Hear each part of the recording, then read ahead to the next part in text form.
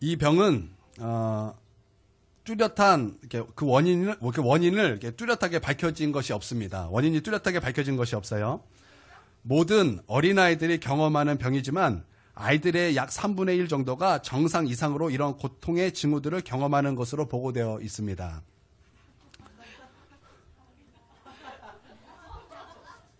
자, 여러분 못 보신 거예요.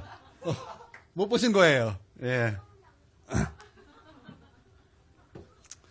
이 병을 앓던 아이들은 갑자기 김이 빠져요. 여러분, 여기 다시 NG, 편집이에요. 여러분은 저걸 못 본 것입니다.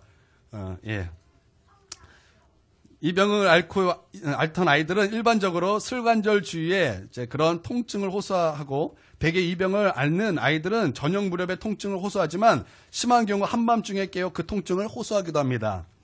대개 3살 내지 5살 아이들에게 이 병이 일반적으로 발병하지만 8살에서 12살 아이들도 적지 않게 고통을 호소하고 있습니다. 이 병은 특별한 치료책이 존재하지 않습니다. 다만 마사지나 찜질 그리고 진통제 정도가 약간 도움이 된다는 것으로 알려져 있습니다. 한밤중에 아픔을 호소하다가도 아침이 되면 아무렇지도 않게 다시 왕성한 활동이 가능하고요. 1, 2년 정도 이런 징후가 반복되다가 성장과 함께 자연스럽게 치료되는 병입니다. 이 병은 무슨 병일까요? 우리 아이들은 장차 의사가 될 사람이 참 많은 것 같습니다. 어떻게 이렇게 잘 알고 있습니까? 아주 기가 막혀요. 훌륭한 학생들입니다. 예, 바로 성장통이라는 것입니다. 예, 우리 신앙생활의 여정에서 이런 성장통이 있는 것입니다. 오늘 이제 본문으로 삼았던 이제 오늘 본문 말씀도 이제 제자들의 그런 성장통을 이제 우리 가운데 이제 말씀하고 있다라는 것입니다. 오늘 말씀은 특별히 제가 이제 한 사람을 위해서 준비한 건 아니지만 그분을 생각하면서 제가 이제 이 말씀을 이제 준비했습니다. 오늘 추수감사주일이죠. 추수감사주일이라는 것은 열매에 대한 감사겠죠. 제가 하나님 앞에 저의 열매를 하나님께 드린다면 제 자녀도 있을 것이죠. 우리 여러 많겠지만 특별히 이제 성도님들 가운데 전도사님이 저의 이제 열매가 되지 않을까 이제 그런 생각을 해봤습니다. 왜냐하면 우리 전도사님이 처음 우리 교회 왔을 때 고1 때인가 고2 때 왔어요. 와서는 정말 저 끔찍한 성도였어요. 왜냐하면 오면은 귀신놀이하고 교회에서 귀신놀이예요. 예배 딱 드리면 긴 머리를 가지고 이렇게 푹 숙여 해주고 이렇게 머리카락을 이렇게 착 해주고 얼굴이 안 보여요. 이런 약간 이런 곳을 한 몇 개월을 예배를 드립니다. 전화하면 전화도 안 받아요. 지금 교회 와서 뭐 해야 되는데 좀 도와달라고 전화하면은 사뿐히 무시해 주십니다.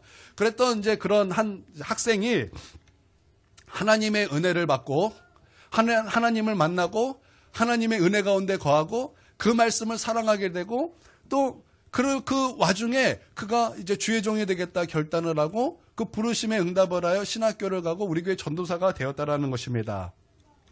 그래서 저에게 이제 그런 하나님 열매를 이렇게 물으신다면 우리 교회 저의 열매가 한 명 중에 우리 교회 전도사님이 아닌가. 근데 우리 전도사님이 이번 주 수요일 날 설교를 하고 많이 울적해지셨어요.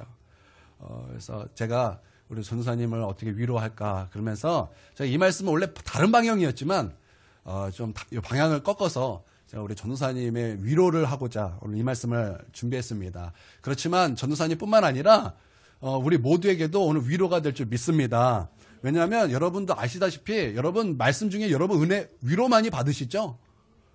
그렇지만 여러분 더욱더 위로받아야 될 사람이 있다면 그것은 사역자일 거예요. 아무도 사역자를 위로해 주지 않습니다.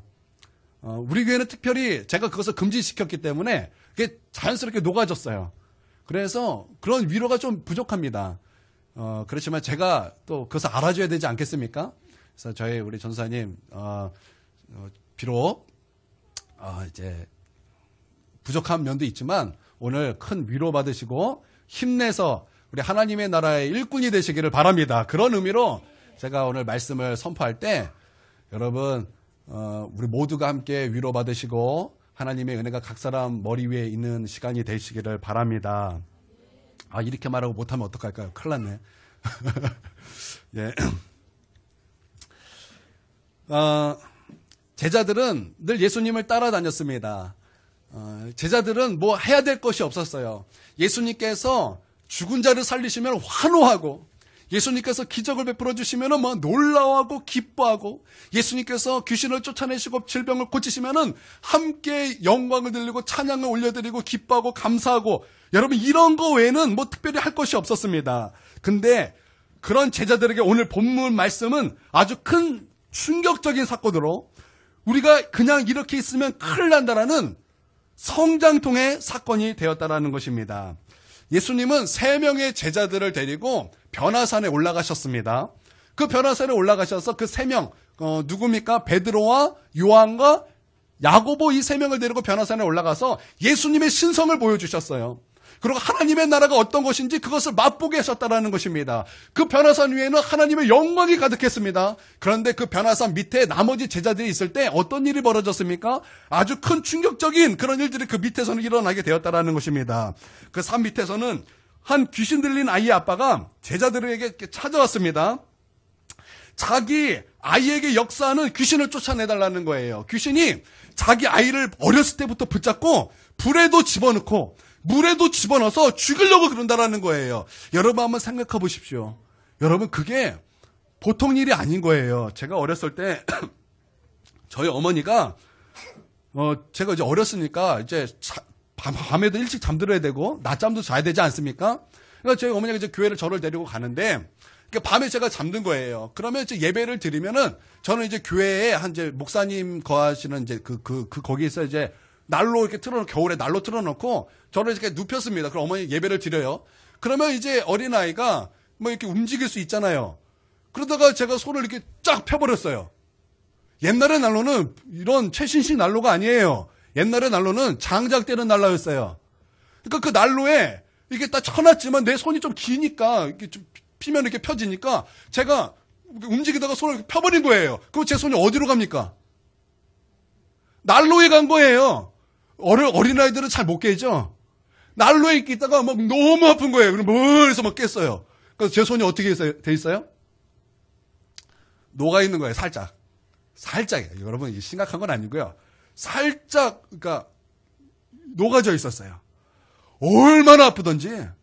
막 고름이 막 잔뜩, 제가 기억이 나요. 그 고통이. 몇 번 그랬던 것 같아요. 예, 불 가운데 집어넣는 거예요. 그러면은 얼마나 그 아이가 다쳤겠습니까? 그럼 아이만 아픕니까? 그것을 보는 부모님의 마음은 어떻겠습니까? 예전에 우리 하일이가 교회에서 이렇게 라면을 먹었던 적이 있어요. 교회에서 컵라면으로 한 두세 번 먹었던 적이 있어요. 그때 저희 하일이가 이번에 그거는 더 뜨거운 건데 막 99도로 이렇게 끓여주고 이거 한 건데 이 하일이가 한 손으로 이렇게 접다가 확 해주고 여기 쏟은 적이 있어요. 얼마나 막 마음이 아프던지. 저는 마음이 아프면 왜 자녀를 막 혼내는지 모르겠어요. 이놈의 자식아 그것도 못하냐 그러면서 너무 마음이 아파가지고 마음이 막 차라리 내가 뒤었으면 좋겠다. 차라리 내가 아팠으면 좋겠다. 그런 마음으로 막 너무나 속이 상하고 아픈 거예요. 여러분 그것을 본 부모님의 마음은 어떻겠습니까? 그 고통과 그 마음을 가지고 제자들에게 찾아왔어요. 그러니까 얼마나 그게 간절했겠습니까? 제자들에게 찾아와서 지금 역사하는 귀신을 쫓아달라고 했을 때 예수님의 제자들은 귀신을 제어할 수 있는 능력이 있습니까? 없습니까?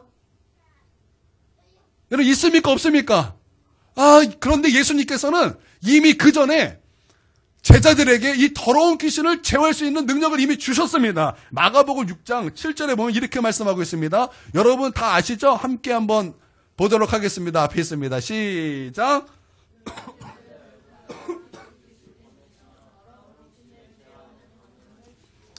예, 이게 마가복음에서는 9장 말씀이 있으니까 6장에 나오는 거니까 분명히 예수님께서 그 전에 이 사건 이전에 분명히 더러운 귀신을 제어할 수 있는 능력을 주셨어요? 안 주셨어요? 주셨습니다. 그런데 어찌된 일인지 아무리 귀신을 쫓아내려고 그래도 귀신이 쫓겨나가지 않는 거예요. 아무래도 꿈쩍하지 않는 것입니다. 여러분 또 귀신을 건드려 놨으니 얼마나 더욱 난리를 쳤을지도 모를 일이죠. 이것으로 말미암아 서기관들과 거기 있는 사람들과 제자들 가운데 아주 큰 논쟁과 변론이 일어났습니다. 여러분, 서기관들이 누굽니까? 여러분, 서기관들은 바리새인들과 달라서 영적인 일을 믿지 않는 그런 사람들이었습니다. 종교 지도자인데 그런데도 불구하고 그들은 영적인 일을 믿지 않았다라는 것입니다. 오늘날로 말하면은 이런 사람들이에요. 은사 중단론자들. 그보다 더 심해요. 왜냐하면 이 서기관들은 천사도 믿지 않고 부활도 믿지 않고 가장 중요한 핵심 진리도 믿지 않는 그런 이상한, 아니, 이단이네요. 이단. 아주 그런 사람들이었다라는 것입니다. 더군다나 그들은 그 당시부터 이제 이미 그 전부터 예수님을 잡아 죽이기 위하여 사람을 산헤드린에서 파송했어요. 그게 서기관들이에요. 그러니까 이 예수님을 이제 어떻게 하려고 파송했던 이제 서기관들이 막 이제 그것을 보고 이제 막 논쟁을 벌이니까 얼마나 살벌했겠습니까? 막 추측해 본다면 이렇게 이제 추측해 볼 수 있겠습니다. 야, 귀신을 쫓아낼 수 있다며 한번 해봐라. 그런데 못 쫓아내는 거예요. 그러니까 에이, 귀신 못 쫓아내는구나. 근데 그럴 줄 알았어. 너희 가짜야. 너희 선생 예수도 가짜야. 세상에 그런 것이 어딨어. 내 그럴 줄 알았지. 역시 이런 건 없어. 그러면서 막 그들에게 막 큰 논쟁을 막 불러일으켰다라는 것입니다. 그러나 여러분, 예수님의 제자들은 귀신을 쫓은 경험도 있으며 예수님의 일을 하신 그 모든 것을 본 증인들인데 귀신이 쫓겨나지 않으니 매우 난감한 것입니다. 막 그때 막 속이 타들어갔을 거예요. 그 상황이 고통스럽고 예수님을 가짜로 만든 것이 막 죄책감으로 막 몸둘 바를 막 몰랐을 것입니다. 자신의 영적 권능이 없다라는 것에 대해서 뭐 깊은 낙심 가운데 있었다라는 것입니다. 여러분, 그 상황을 상상해 보십시오. 분명히 그것이 있는데 예수님께서는 그 능력이 있는데 그 능력을 우리에게도 주셨는데 아무 일도 일어나지 않고 오히려 그것에 대해서 막 공격이 들어가는 거예요. 그때 제자들의 그 마음이 어떻겠습니까? 아, 제가 이거 조금 알아요. 제가 이 기분 조금 알아요. 고통이에요. 이것은 정말 큰 고통이요, 민망하며 막 정말 낙심되며 나고자 같은 그런 막 마음과 그런 막 압박감이 그 마음속에 든다라는 것입니다. 그렇지 한번 질문해 보겠습니다. 이 제자들이 지금 그런 상황이에요. 그러면 그런 상황을 그들이 경험하고 있다 그래서 그들이 지금 인생의 낙오자가 되었습니까? 지금 그들이 인생의 낙오를 지금 당하고 있는 것입니까? 그런데 그것이 아니라는 것을 제가 이 시간 좀 말씀드리길 원합니다. 제자들이 지금 그런 상황을 겪고 있지만 오히려 그런 상황은 제자들에게 성장통이었다라는 것입니다. 고통스러운 경험이지만 제자들은 이것을 통해 성장하고 있다라는 것입니다. 왜냐하면 이 사건을 통해서 제자들은 믿음이 있어야 된다라는 것을 분명히 알게 되었고 기도 외에는 이런 유가 나갈 수 없다라는 것을 알게 되어서 그로 말미암아 그들은 믿음의 사람이 되었고 이 사건으로 말미암아 그들은 기도의 사람이 되어서 그 기도로 말미암아 주님의 놀라운 일을 행하는 하나님의 기도의 사람, 믿음의 사람이 분명하게 되었다라는 거예요. 그들은 성장과 함께 앞으로 이런 성장통이 이제 사라지게 되었다라는 것입니다. 교회는 성장통이 있습니다. 성장통을 겪을 때마다 고통스럽지만 교회는 성장통을 겪고 나면 쑥 자라 있는 것입니다. 사역자도 성장통을 겪어야 자라는 것입니다. 저는요, 처음에 제가 설교 진짜 잘할 줄 알았어요. 진짜 잘할 줄 알았어요. 왜냐하면 제가 은혜 받은 것을 나누면, 1시간을 나누면 1시간이 은혜로웠어요. 근데 내가 은혜 받은 것을 나눈 거하고 설교는 완전히 다르더라고요. 한 번은 청년회 때 이제 환상이 아닌지 모르는 그런 환상을 제가 본 적이 있습니다. 기도를 하는데 그림이 보여요. 그 당시 제가 다녔던 교회는 여기보다 조금 더 길고 조금 더 넓은 곳이었어요. 그런데 그 교회만한 강대상이 쫙 보이는 거예요. 강대상이 쫙 보여요. 야, 크다. 그러면은 성가대 자리가 있나? 그랬더니 옆에 보니까 성가대 자리가 딱 보이는데 또 그 교회 크기만한 성가대 자리가 쫙 보이는 거예요. 야, 성가대 자리가 크구나. 그러면 악기 연주하는 그 자리는 있나? 그랬더니 쫙 갔더니 이쪽에 또 악기 연주하는 그런 자리가 당시 그 교회 크기만한 이 공간으로 쫙 보이는 거예요. 와, 이렇게 교회가 크구나. 그러면 성도들은 얼마큼 있는가? 교회 크기가 전체적으로 얼마나 한가? 이렇게 보려고 했더니 그것은 보이지 않더라는 거예요. 제가 그 환상을 보고서 제가 그 하나님 앞에 간절히 기도했어요. 그 당시 그 교회를 놓고 하나님, 우리 교회 3,000명 되게 해주십시오. 우리 교회 3,000명 되게 해달라고 하나님 앞에 막 간절히 막 기도했어요. 그리고 제가 이것을 막 그때 당시 청년회 회장이었기 때문에 막 성도들에게 막 나눴어요. 그래서 청년들에게 막 나눴어요. 우리 이런 비전이 있습니다. 우리는 이렇게 더 나아가야 됩니다. 그러면서 제가 막 선포하면서 비전을 나눴습니다. 그리고 은혜를 나눴어요. 그럼 성도들이 얼마나 은혜 받겠습니까? 정말 큰 은혜 받았어요. 그래서 막, 야, 너의 그 광고 시간은 정말 너무나 놀라운 은혜의 시간이었어. 막 그런 청년도 있었다라는 것입니다. 예, 그런 얘기하니까 참 은혜로워요. 근데 제가 가만히 생각해 보면은 하나님께서 그 교회가 아니라 큰 은혜 교회를 위해서 하나님께서 미리 심으신 기도라고 저는 믿습니다. 나는 우리 큰 은혜 교회가 그렇게 될 것을 믿습니다. 여러분 이것을 믿으십니까? 여러분 이것을 믿으시기를 바랍니다. 지금은 우리가 이렇게 작은 것 같지만 우리가 먼 훗날에는 우리 큰 은혜 교회는 그렇게 되어 있을 것입니다. 제가 그 당시 3가지를 놓고 아주 깊이 하나님께 기도했습니다. 첫 번째는 그 당시 바다 이야기가 온 우리 한국을 덮어서 막 도박이 가득했을 때예요. 그래서 제가 하나님 그거 무너뜨려 주시옵소서, 그거 없애 주시옵소서, 제가 그것을 놓고 간절히 기도했을 때 하나님께서 한 6개월 후에 그것을 진짜 무너뜨려 주셨어요. 할렐루야. 그리고 두 번째는 제가 신학교를 25살에 갔습니다. 그러니까 생각해보니까 너무나 늦은 거예요. 다른 사람에 비해 몇 년이 늦었어요. 그래서 제가 하나님 앞에 그것을 놓고 간절히 기도했습니다. 하나님, 내가 다른 사람보다 너무나 늦게 신학교를 들어갔습니다. 그러나 내가 시간을 하나님께 드립니다. 시간의 주인은 하나님이십니다. 하나님께서 그 시간을 만드셨기 때문에 시간의 주인은 하나님이십니다. 그러므로 나의 시간을 앞당겨 주시옵소서. 제가 그렇게 말도 안 되는 기도를 하나님께 드렸어요.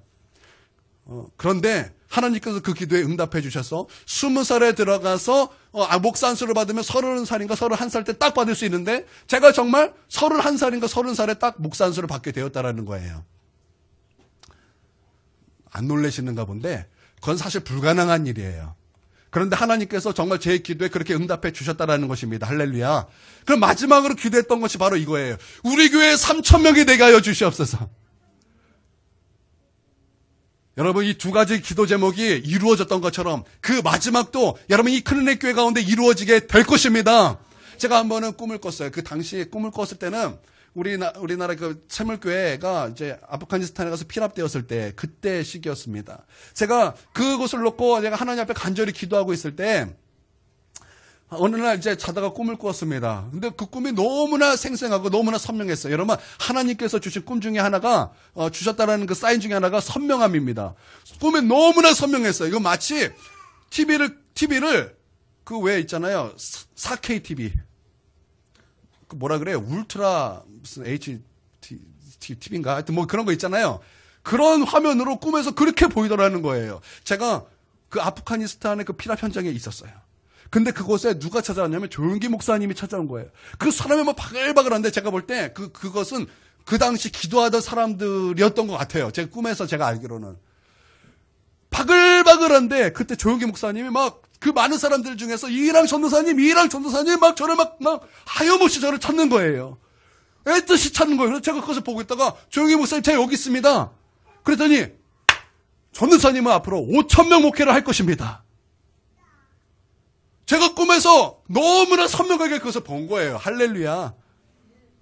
우리가 지금 20몇 명밖에 없지만 여러분 눈을 감아보세요. 눈을 딱 감아보고 지금 5,000명을 보세요. 여러분 우리 교회는 5,000명이 있습니다. 예수님의 이름으로 동서남북 사방에서 영혼들이 몰려올지어다. 예수님의 이름으로 명하노니 동서남북 사방에서 영혼들이 몰려올지어다. 이 큰 은혜 교회를 통해서 예수님을 만날지어다. 예수님을 만나기 위해서 큰 은혜 교회를 동서남북 사방에서 몰려올지어다. 제가 그 꿈을 꾸고 나서 그 얼마나 선명하던지 그것이 지금도 딱 생각하면 아주 선명하게 제 마음속에 막 그렇게 막 플레이가 돼요. 여러분 하나님께서 그런 놀라우신 은혜를 우리 가운데 베풀어 주실 것입니다. 여러분 이것을 위해서 기도하시길 바랍니다. 왜 우리가 기도해야 됩니까? 하나님께서는 그럴지라도 너희가 기도해야 된다 그랬어요. 여러분 기도해야 되는 거예요. 우리는 전도해야 되는 거예요. 여러분 우리는 분명히 그런 은혜가 있을 것입니다. 제가 이런 얘기하면 은혜롭죠? 이런 얘기하니까 막 은혜가 있는 거예요. 그래서 제가 기도도 많이 하고 말씀도 많이 읽어서 설교 준비만 하면 막 잘할 것이라고 생각했어요. 저는 그런 확신에 가득 찼습니다. 그리고 제가 가끔 어쩌다 한번 설교하면 막 목사님들도 그렇고 막 전도사님도 성도님도 그렇고 막 은혜 받았습니다. 그런 성도들이 많았기 때문에 교만함이 있었든지 저는 설교하면 잘한다고 이렇게 생각을 했어요. 그러고 나서 이제 사역을 나갔습니다. 첫 설교는 제가 21시간 정도 준비해서 10분 설교를 딱 했어요. 유치부 설교였기 때문에 22시간 준비해서 10분 설교 딱 나오더라고요. 더 이상 못하겠어요. 하여튼 그렇게 했습니다. 예, 원래 설교 첫 한 번, 두 번은 굉장히 잘합니다. 왜냐면 내 안에 있던 것을 하기 때문에, 하여튼 은혜 받은 것을 하기 때문에 굉장히 잘해요. 근데 그 다음부터가 문제예요. 뭘 해야 될지 모르겠어요. 그렇게 성경을 읽고 주님을 사랑하고 기도를 많이 하는데도 불구하고 내가 받는 그 은혜와 전화해야 되는 그 말은 다르더라는 거예요. 얼마나 어렵던지 막 죽을 맛인 거예요. 설교 준비를 얼마나 많이 했던지 그 설교가 죽이 돼서 돌아오더라고요. 난 분명히 설교 준비 굉장히 많이 했는데 나는 그것도 설교 준비하려면요. 그냥 원고만 쓴다고 되는 게 아니라 저는 이렇게 와서 연습을 해요. 연습을 해요. 이렇게 상황을 생각하면서 연습도 하고 그 당시 이제 MP3 갖다가 딱 녹음도 해요. 녹음도 해서 이제 제 설교를 제가 스스로 이제 피드백을 합니다. 이제 그런 것을 다 했는데도 불구하고 막상 앞에 딱 나서 설교하면은 하나도 생각이 안 나요. 정말 그런 것이 여러분 설교는 그냥 되는 것이 아니에요. 제 동기 중에 한 분이 서울대 출신이 있어요.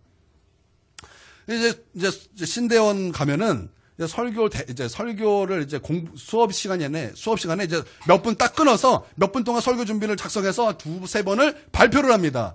그래서 이제 서울대생이라서 기대를 갖고 야 다를 거야 다 들었어요. 근데 설교는 학벌 갖고 하는 게 아니에요. 뭔 말하는지 하나도 모르겠어요. 나도 못하는데 더 못하시더라고요.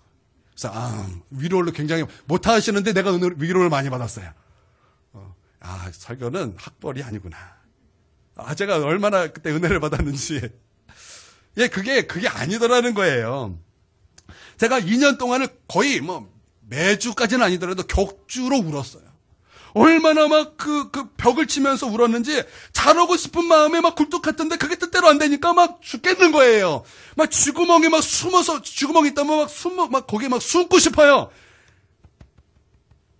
얼마나 고통스러운지 여러분 설교 잘못하면요. 여러분도 민망하지만 설교자는 막 고통스러워요. 빨리 성도들이 집에 갔으면 좋겠어요. 빨리 시간이 지나고 성도들 막 다 집에 가가지고 내가 혼자 하나님 앞에 서가지고 막 통곡하고 막 하나님 도대체 이럴 수가 있습니까? 막 그러고 싶어요. 그러니까 설교자의 마음도 여러분 알아주시기를 바랍니다. 죽겠더라고요. 막 정말 너무나 괴롭고 고통스러웠어요. 그래서 제가 하나님 앞에 기도하는 거예요. 하나님, 내가 한다고 했습니까? 하나님이 나를 목사로 삼으셨는데 하나님 저를 생각해 보십시오. 저는 말도 못하는 사람입니다. 하나님 나는 사람과 관계도 잘 못하는 사람입니다. 하나님 나는 뭔가 번쩍이는 아이디어가 있는 사람도 아닙니다. 그래서 프로그램도 만들 수 있는 사람도 아닙니다. 내가 딱 하나 잘해야 될 것이 있다면 그것은 바로 설교인데 하나님 그 딱 하나 잘해야 될 그 설교도 못한다니 이것은 하나님 책임입니다. 내 책임인데 사실 그 책임만 하나님께 돌리면서 제가 진짜 거짓말 안 하고 여기 강대상에 앉아서 휴지가 하나님께 던지면서 하나님 그러실 수는 없습니다. 어떤 사람은 똑같은 성경을 가지고 그렇게 잘하는데 나는 똑같은 성경을 가지고 왜 이렇게 못하는 것입니까? 제가 이렇게 하나님 앞에 막 이렇게 그래요. 예, 제가 이렇게 울면서 기도했습니다. 정말 고통의 시간이었어요. 마치 낙오자 같았어요. 정말 설교자의 낙오자 같았어요. 나 같은 건 안 돼. 한 번은 목사님이 어른 설교를 시키셨어요. 근데 어른 설교를 시키신 것이 그냥 며칠의 시간을 주고 시킨 것이 아니라 그날따라 저는 한여름에 날씨가 너무나 더워서 동기 전도사님하고 기도 안 하고 저기 계곡에 놀러 갔다 왔어요. 아주 낮 동안 실컷 재밌게 놀고 피곤해질 대로 피곤하지 몸을 이끌고 딱 집에 왔는데 전화가 오는 거예요. 갑자기 저기 멀리 누가 돌아가셔가지고 전 목사님하고 전도사 다 신방 가는데 전도사님밖에 없습니다. 설교를 좀 해주십시오. 네? 그래서 설교 부탁을 딱 받았어요. 그래서 저녁 10시에 저기서 녹색 마티즈를 딱 타고 막 부랴부랴 이제 서울로 딱 가는데 그날따라 동부간선도로가 얼마나 막히던지 2시간 걸렸어요. 교회 가는데. 그래서 12시에 도착했어요. 12시부터 이제 설교 준비를 했는데 갑작스럽게 하면 됩니까? 막 어떻게든 짜내려고 계속 짜내려고 하다가 짜냈어요. 짜내지니까 짜내지더라고요. 그래서 짜내져서 이제 다윗과 골리앗 세상에 돌을 던져라 이런 아이디어로 해서 원고를 딱 작성했어요. 그래서 2시간 딱 자고 교회 문 딱 열고 이제 예배 준비를 딱 하는 거야. 긴장하면서 부들부들 떨면서. 그러고 나서 이제 앞에 딱 서서 예배 이제 찬양을 딱 드리고 설교를 딱 시작하는데 말이 막 꼬여서 말이 안 되는 거예요. 막 내가 무슨 말인지 나도 모르겠는 거예요. 그래서 제가 이렇게 설교하다 이렇게 말했습니다. 여러분 죄송합니다. 그리고 제가 내려왔어요. 죄송합니다. 그리고 제가 내려와서 설교하다가 죄송합니다. 그리고 내려왔어요. 제가 얼마나 고통스럽겠습니까? 정말 쥐구멍이 있으면은 막 제가 거기 막 삐짓고 들어가고 싶어. 기도도 안 돼. 너무 부끄러워해지고. 그래서 성도님 다 갈 때까지 막 이러고 있었어요. 만날 거라. 오늘은 1시간 기도하는 성도들이 없길 바랍니다, 하나님. 다 한 20분만 기도하고 가게 해주십시오. 제가 그렇게 막 이렇게 기도하면서 이제 성도님이 다 갔어요. 그러고 나서 제가 터벅터벅 나고자의 모습으로 터벅터벅 가지고 강대상 앞에 철썩 앉아가지고 하나님 이게 무슨 말입니까? 이게 이럴 수 없습니다. 세상에 저런 갑자기 설교를 시켰으면 뭔가 좀 그래도 좀 잘하게 해주셔야 되는 건 아닙니까? 이게 무슨 일입니까? 근데 누가 또 소문을 거짓되게 퍼뜨려 해주고 설교를 그렇게 잘했다면서 담임 목사님 저게 이렇게 말하는 거. 제가 얼마나 부끄럽겠습니까? 그래서 제가 칼을 갈았어요. 칼을 갈다가 그 해 목사님께서 성탄절 설교를 시키는데 제가 거기서 하나님의 은혜가 막 부어져서 갑자기 성도님들이 그때 전도사님이 그렇게 카리스마 있는 설교를 하신 줄은 제가 몰랐습니다. 하나님께서 저를 그때 회복시켜 주셨어요. 예.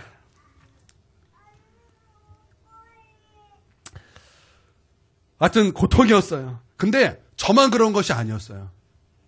저만 그런 것이 아니에요. 제가 큰 교회 목사님들의 설교를 무지 많이 들었어요. 근데 그분들의 설교를 들으니까 위로가 되는 것이 있어요. 왜냐하면 어떤 교회, 그 대형 교회 목사님은 초창기 때, 어렸을 때 설교를 못해서 교회에서 쫓겨나신 목사님도 계시더라고요. 지금 보면은 막 지금 잘 나가시는 목사님들이 있어요. 근데 그분들이 초창기에 간증하기를 설교를 너무나 못해가지고 너무나 절망적인 설교만 하였다. 막 이런 얘기도 많이 하셨고요.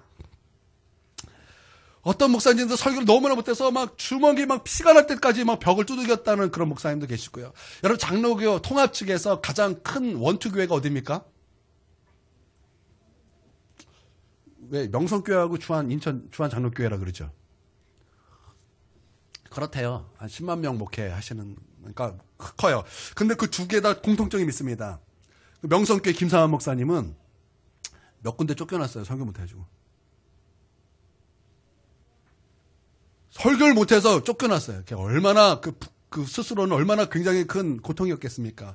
주한교회 나겸일 목사님, 그 목사님 거기에 부임해가지고 갔는데 설교를 막 이렇게 하고 나오면은 참다 어떤 권사님이 못 참았는지 목사님에게 찾아왔어요. 목사님, 제가 지금 웅변하고 끊어질 테니까 거기 좀 가시라고. 설교를 얼마나 못했다는 얘기예요.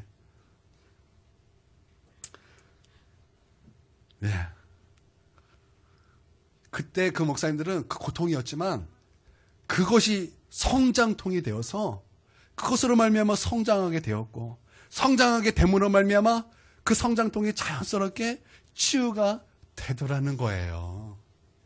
여러분 저도 잘 보세요. 저 진짜 절망적인 설교밖에 못했어요. 근데 가끔 여러분 알아듣는 설교, 위로받는 설교 가끔 들리지 않나요? 하나님께서 저도 지금 이제 2-3살은 아니지만 지금 한 8살에서 12살 정도의 성장통을 지금 저는 겪고 있을 뿐이죠. 저도 성장하게 될 것이요. 우리 전도사님도 성장하게 될 것입니다. 여러분 우리 전도사님 위해서 여러분 기도 많이 해주시기를 바랍니다. 특별히 우리 김영재 권사님 자녀를 위해서 기도의 사람이 되셔야 됩니다. 1시간 기도가 뭐예요? 1시간 기도는 아니에요. 교육자를 자녀로 둔 우리 부모님은 1시간 기도가 무슨 말입니까? 적어도 1시간 10분은 되셔야 됩니다. 적어도 2시간, 3시간은 기도하셔야 돼요. 하나님 앞에. 제가 아주 충격적인 이야기를 들었어요. 저희 사모님 아는 사람 중에 불교에서 나온 이단이 있어요. 그 남미호랭교 있죠? 거기에 다니는 저희 사모님 아는 사람이 있는데, 그 사람은 거기에 어떠한 이제 뭐 오늘날 우리로 말하면 직분자예요. 뭐 집사나 권사쯤 되는 그런 분이에요. 그런데 아침마다 가서 몇 시간씩 기도한대요. 제가 그 기도하는 것을 알아요. 왜냐면 많이 봤거든요. 이쪽에 종종 있더라고요. 거기에는 뭐 주문 외우듯이 기도를 해요. 뭐 남녀오래매 그거를 계속 해요. 근데 제가 가다가 거기 막 강력하게 역사하는 악력을 제가 느낀 적이 있는데, 근데 그렇게 몇 시간을 기도하면 그 사람들 거기서 생명을 느낀대요. 제가 그 충격을 받았어요. 저희 사모님도 그래서 충격을 받았어요. 여러분, 가짜를 믿고 잘못된 종교를 믿는데도 그렇게 열심히 하는데, 진짜 종교를 믿는, 진짜 생명을 믿는, 예수님을 믿는 하나님의 자녀라 일컫는 하나님의 백성들이, 여러분 이렇게 기도 조금만 하면 되겠습니까? 기도 조금만 하면 되겠습니까? 여러분, 그 생명 되신 예수 그리스도를 많이 만나는 저와 여러분이 되어야 될 줄 믿습니다. 아멘. 희한하게 이런 성장통이 없으면 성장이 안 되더라는 거예요. 여러분, 어린아이들 한 2-3살 정말 이유 없이 자다가 아파서 막 웁니다. 그러나 부모님들은 자다가 아이들을 돌봐야 합니다. 막 6일 동안 막 울어요. 그러면 어쩌다가 한 번 딱 안 웁니다. 그러면 그때 막 부모님은 그때 푹 쉬는 거예요. 그러니까 힘들어요. 그렇지만 그러면서 크더라는 거예요. 여러분, 이런 성장통을 겪어야 잘한다라는 것입니다. 여러분, 교회도 성장통이 있습니다. 여기저기서 어린아이들처럼 막 울어요. 힘들대요. 나 슬프고 아프대요. 그래서 여기 달래주면 뭐 저기서 또 저기서 울고, 여기 달래주면 또 저기서 우는 거예요. 저희 교회가 처음 개척되고 나서 이제 두 사람 이제 모였을 때 막 이제 몇 명 모였어요. 그런데 그 몇 명밖에 없는 교회인데도 불구하고 각 사람의 사연들이 얼마나 많은지, 그 교회 그 사연들이 막 가득한 거예요. 얼마나 그게 그 교회를 압도하는지 몰랐어요. 얼마나 그 사연들이 교회 압도하는지, 그 압도로 말미암아 교회가 질식할 것 같았어요. 교회 성장통이었습니다. 그런데 희한하게 우리 성도님들이 하나님 앞에 나와서 예배를 드리면서 기도하면서 예수 앞에서 그 성장통을 겪으면서 성장하기 시작하더라는 것입니다. 모든 그 사연들이 예배로 말미암아 예수로 말미암아 모여지더라는 거예요. 그러면서 자라더라는 것입니다. 우리는 더욱더 성장하는 교회가 되어야 될 줄 믿습니다. 예배를 통해서, 기도를 통해서 예수 안에서 여러분 모든 사연들이 하나가 되고 모든 사연들이 예수 그리스도로 모아지는 그런 성장하는 교회가 되어야 될 줄 믿습니다. 여러분이 사연들 예수로 모이십시오. 예수로 모으십시오. 예배로 모으십시오. 기도로 모으십시오. 여러분, 하나님의 은혜가 모든 것을 이기게 하실 것입니다. 예수님께서 이제 성장통을 앓고 있는 그런 상황을 이제 보셨습니다. 그리고 그런 상황 속에서 예수님께서 말씀하시기를 믿음이 없고 패역한 세대여, 이렇게 말씀하셨어요. 17절 한번 읽어보도록 하겠습니다. 17절 시작. 믿음이 없고 패역한 세대여, 내가 얼마나 너희와 함께 있으며 얼마나 너에게 참으리요. 그를 이리로 데려오라 하시니라. 아멘. 지금 막 제자들이 귀신을 못 쫓아내고 있다. 예수님이 오셨어요. 막 모든 상황을 다 아셨어요. 그때 예수님께서 제자들에게, 그리고 모든 사람들에게 믿음이 없고 패역한 세대요, 이렇게 말씀하셨습니다. 여러분, 거기에는 몇 가지 부류의 사람이 있었습니다. 3가지 부류의 사람들이 있었어요. 첫 번째는 서기관들의 부류가 있었습니다. 병행 9절, 마가복음 9장 14절에 이렇게 말씀하고 있습니다. 됐나요? 시작. 큰 무리가 그들을 둘러싸고 서기관들이 그들과 더불어 변론하고 있더라. 거기에 누가 있었다라는 것입니까? 서기관들이 있었다라는 것입니다. 여러분, 교회에는 다양한 사람들이 있습니다. 가정의 평화를 위해서 교회 나오시는 분이 계시죠? 그렇죠? 또 믿음이 있어서 구원받기 위하여 혹은 치유받기 위하여 등등 많이 있습니다. 그런데 교회는 서기관들과 같은 그런 사람도 있다라는 거예요. 못 믿겠다라는 거예요. 그 놀라운 진리들을 나는 믿어지지가 않는다라는 거예요. 도저히 믿을 수가 없다, 이렇게 말하는 사람이 있습니다. 근데 그런 사람에게 필요한 것이 있다면, 여러분, 그런 사람들에게 필요한 것이 무엇입니까? 그런 사람들에게 필요한 것은 진리가 아닙니다. 못 믿겠다고 하는 사람들에게 필요한 것은 진리가 아니에요. 못 믿겠다고 하는 사람들에게 필요한 것은 기적입니다. 때로는 한 가지의 기적이 100가지의 질문의 해답이 될 수 있어요. 그러므로 나는 이 큰 은혜 교회 가운데 하나님의 기적이 나타나게 되길 주님의 이름으로 축원드립니다. 기적이 지식을 무너뜨린다라는 거예요. 기적이 경험을 무너뜨린다라는 거예요. 기적이 마음을 무너뜨린다라는 것입니다. 그러므로 교회는 예수님의 이름으로 나타나는 기적이 있어야 된다라는 거예요. 병든 사람이 치유받는 기적이 일어나야 되는 것입니다. 귀신이 소리치며 떠나가는 기적이 나타나야 된다는 것입니다. 귀신으로 말미암아 눌려있던 그 삶이 자유케 되는 놀라운 은혜를 경험하는 그런 기적이 나타나야 된다는 거예요. 영적인 권능이 교회 가운데 나타나야 한다는 것입니다. 이런 기적들이 불신앙을 무너뜨리게 된다는 거예요. 진짜 한 가지의 기적이 100가지의 질문에 해답이 될 때가 있다라는 거예요. 그런데 이것은 서기관들에게만 필요한 것이 아니라 우리 모두에게 필요하다는 것을 제가 또한 보게 된다는 것입니다. 예전에 우리 교회 잠시 온 한 이제 초등학생 김시온이라는 학생이 있었습니다. 그 학생이 우리가 중보기도 가운데 기도를 하다가 방언을 받게 되었어요. 그런데 우리 함께 기도해 주던 그런 그 모든 사람들이 그 방언 받는 그 모습을 보고 얼마나 감격했는지 몰라요. 얼마나 감사했는지 몰라요. 우리 교회 그전에는 성령의 역사들이 다 받았지만 그 이후로는 별로 일어나는 게 없으니까, 나타나는 것이 없으니까, 기적이 나타나는 것이 별로 없으니까 좀 기도를 해도 좀 뭔가 그냥 좀 약간 뭐라 그럴까요? 전심을 다하는 기도가 없었지만 그것을 보면서 하나님이 우리 함께 하시는구나. 성령께서 이곳에 지금 운행하고 계시는구나. 지금 우리 가운데도 여전히 역사하시고 계시는구나. 그때 그것을 보면서 모두 다 함께 울면서 하나님을 찬양하고 하나님께 영광을 드리고 그렇게 더욱더 기도에 힘썼던 그런 기억이 난다라는 것입니다. 여러분, 기적이 필요한 거예요. 은사가 필요한 거예요. 그런 놀라운 역사들이 나타나야 된다는 것입니다. 하나님의 살아계심이 우리 교회에 나타남을 기적을 통해서 봐야 되는 거예요. 여러분, 그러면 우리는 더욱더 하나님 앞에 더욱더 기도하며 나아갈 수 있을 것입니다. 우리 안에 있는 모든 불신앙을 깨트리는 놀라운 역사를 일으키게 될 것입니다. 그러므로 교회는 기적이 필요해요. 그래서 하나님이 계시네 안 계시나 논쟁할 필요가 없습니다. 치유가 있네 없네 논쟁이 되면 안 되는 거예요. 은사가 있네 없네 더 이상 논쟁거리가 되면 안 된다는 것입니다. 기적은 있습니다. 치유는 있습니다. 은사는 있는 것입니다. 여러분, 이것이 우리 가운데 논쟁조차 되지 않게 되기를 바랍니다. 두 번째는 귀신 들린 이 아버지입니다. 이 아버지는 예수님에게 소망을 가지고 나왔습니다. 그러나 여러분, 소망이 믿음은 아니죠. 그렇죠? 마가복음 9장 22절입니다. 함께 있습니다. 시작.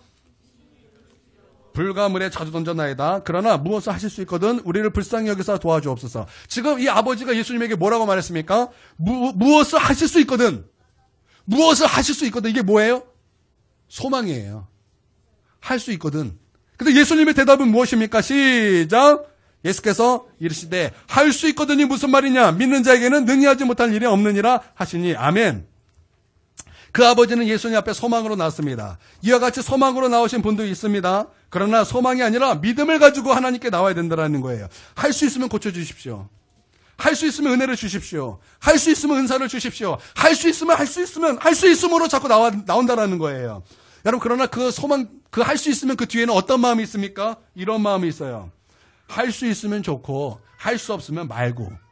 여러분, 그것이 있다라는 거예요. 그러므로 여러분, 이 소망을 가지고 하나님께 나오는 것이 아니라 믿음을 가지고 하나님께 나오는 저와 여러분이 되어야 될 줄 믿습니다.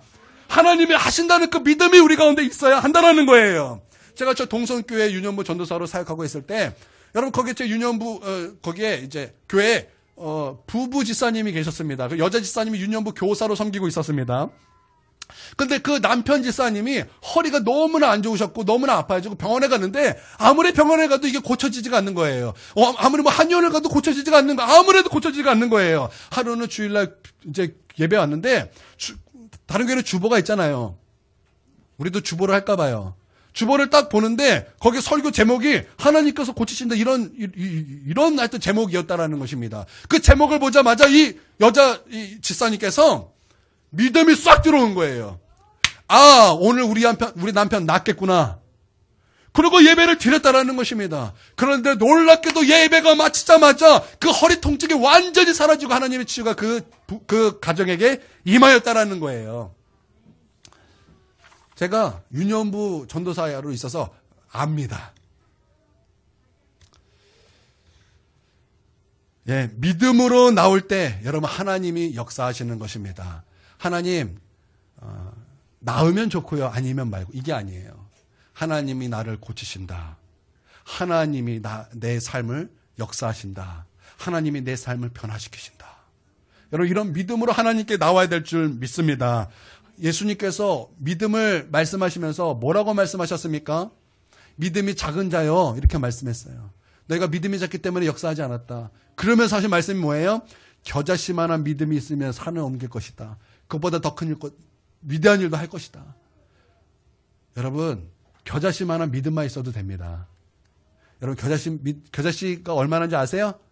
이만해요. 코딱지만 해요. 정말 코딱지만 해요. 그만한 믿음만 있어도 된다라는 거예요. 여러분, 믿음으로 나오시길 바랍니다. 세 번째는 제자들의 믿음입니다. 제자들은 예수님이 주신 권능이 있었음에도 귀신을 쫓아내지 못했어요. 꼭 우리의 모습 보는 것 같지 않습니까? 여러분, 하나님께서는 하나님의 자녀에게 자녀된 권세를 주셨습니다. 믿습니까? 또한 믿는 자에게는 이런 표적이 따르리니 예수님의 이름으로 새 방언을 말하며 예수님의 이름으로 귀신을 쫓아내며 어떤 독을 마실지라도 해를 받지 아니하며 손을 얹은즉 나음을 받으리라. 여러분, 믿는 자에게 이런 표적이 나타난다고 분명히 말씀하고 있습니다. 예수님을 믿는 자는 예수님이 하신 일을 할 것이요 그보다 더 큰 일도 할 것이라고 주님께서는 분명하게 말씀하고 있는 것입니다. 여러분, 이것을 믿습니까? 그런데도 불구하고 그런 영적인 권능이 나타나지 않는다는 것이 꼭 우리의 모습 같지 않습니까? 꼭 우리의 모습 같다라는 것입니다. 왜 그렇습니까? 제자들은 왜 그런 것입니까? 그런 권능이 이미 있었는데도 불구하고 그런 영적인 권능이 나타나지 않는 것입니까? 왜 그런 것입니까? 거기에 대한 예수님이 아주 기가 막힌 것입니다. 마가복음 9장 28절 29절입니다. 시작! 제자들이 조용히 묻자오되 우리는 어찌하여 능히 그 귀신을 쫓아내지 질문이 뭐예요? 왜 우리가 귀신을 쫓아내지 못하였나이까? 제자들이 질문했다라는 거예요. 그때 예수님의 답변이 무엇입니까? 시작! 이르시되 기도 외에는 다른 것으로는 이런 종류가 나갈 수 없느니라. 영적 능력이 나타나야 될 제자들에게 왜 영적 능력이 나타나지 않았습니까? 이유는 단 한 가지라는 것입니다. 뭐예요? 기도하지 않았기 때문입니다. 권능이 있대요. 근데 나타나지 않았어요. 그러나 왜 나타나지 않았습니까? 기도하지 않았기 때문이라는 것입니다. 우리 똑똑하신 분은 질문할 거죠. 주셨는데 왜 나타나지 않습니까? 근데 에스겔 36절 37절에 보니까 이렇게 말씀하셨어요. 그럴지라도 너희는 그것을 구하여야 할지니라. 그럴지라도 우리는 그것을 구해야 될 것입니다. 저는 기도하는데요. 그러면 이것입니다. 하나님의 권능이 임할 때까지 기도하지 않았기 때문이에요. 우리의 기도는 딱 권능이 임하지 못할 정도만 한다는 거예요. 권능이 임하려고 딱 끓이는데 기도가 딱 멈춰지는 거예요. 권능의 기름 부으심이 막 부어지려고 딱 우리 문 앞에까지 딱 왔는데 막 자리를 벌떡 일어났다라는 거예요. 여러분, 권능이 임할 때까지 기도하는 저와 여러분이 되길 바랍니다. 그래서 교회에 기적이 나타나고 예수님의 제자가 교회에 기적이 나타나고 예수님의 제자는 예수님의 권능이 임할 때까지 기도해야 된다라는 것입니다. 교회는 영적 능력이 있어야 할 것입니다. 이제 예수님이 제자들에게 하신 말씀 이제 두 가지입니다. 첫 번째는 믿음이 있어야 된다는 거예요. 믿음이 없고 폐역한 세대, 믿음이 있어야 된다는 것입니다. 여러분, 내 믿음을 준비하십시오. 여러분, 그 운전 초보 때 하는 경험이 무엇입니까? 실수. 이마트 갔다가 딱 나오면은 막 밤에 나오면은 막 불빛이 이렇게 가로등 불빛과 차들의 그 라이트들이 있어서 막 밝잖아요. 초보들의 특징이 뭐예요?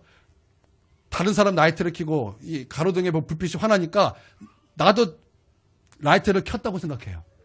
근데 막 경찰이 막 불러요. 선생님 서보세요. 뭐 덜덜덜 떨면서 그러죠. 내가 뭐 잘못했나? 잘못한 게 아니라 선생님 라이트를 켜십시오. 봤더니 내 라이트가 켜있지 않는 거예요. 다른 사람이 킨 걸 보고 나도 켜있다고 생각하는 거예요. 여러분, 우리가 교회 왔어요. 다른 사람의 믿음을 보고 나도 믿음이 있다고 생각하는 거예요. 여러분, 그것이 아니에요. 나의 믿음은 내가 켜야 되는 것입니다. 스위치 온을 누르십시오. 믿음의 스위치를 누르시기를 바랍니다. 내 믿음은 내가 켜야 되는 거예요. 두 번째는 기도로 예수님의 권능을 담으시기를 바랍니다. 여러분, 그럴 때 성장통은 사라지게 되는 거예요. 그럴 때 우리는 성장하게 되는 거예요.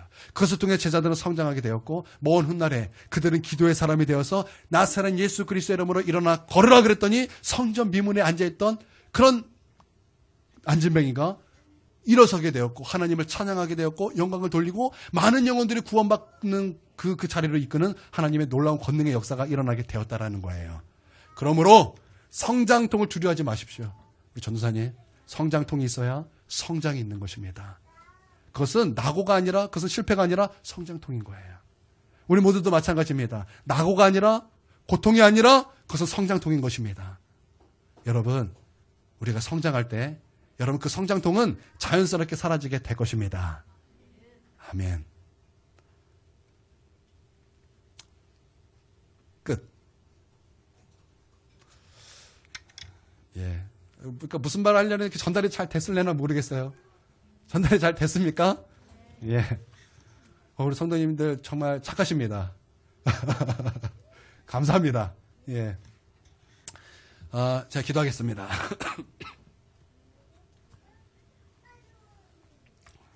주님, 우리 가운데 성장통이 있을 때 우리 예수님의 말씀은 믿어야 된다고 말씀하셨고 기도해야 된다고 말씀하셨습니다. 주님, 우리가 그 말씀을 따라 순종할 때 아버지 우리는 성장할 것이고 우리가 성장할 때 우리 안에 있었던 성장통은 자연스럽게 치유될 것입니다. 주님, 우리가 주님을 바라보면서 주님께 나아갑니다. 우리가 주님 말씀하신 대로 기도하며 또한 주님께서 말씀하신 대로 우리의 믿음의 스위치를 켭니다. 주님, 우리 가운데 임하시고 권능으로 역사하여 주시옵소서.